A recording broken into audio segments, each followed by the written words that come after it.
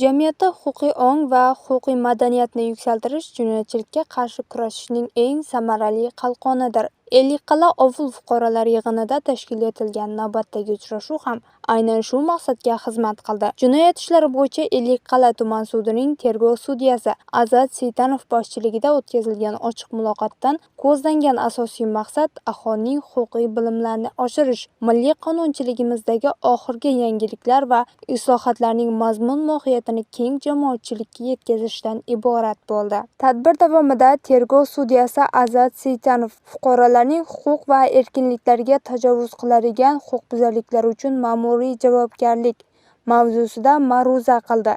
Ma'ruzada shaxsning daxlsizligi, sha'ni va qadr-qimmatini himoya qilish, jamiyatda yurish-turish qoidalariga rioya etishning qonuniy asoslari alohida tushuntirib o'tildi.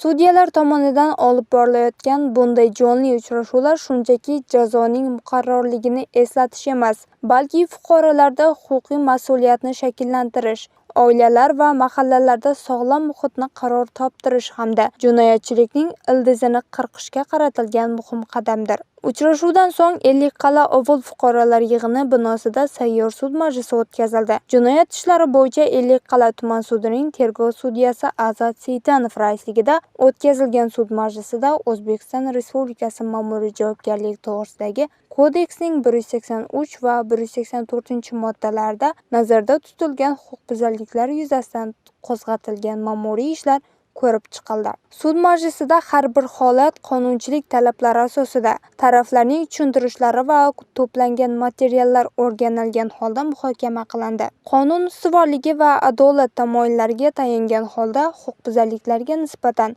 tegishli ma'muriy jazo choralari tayinlandi.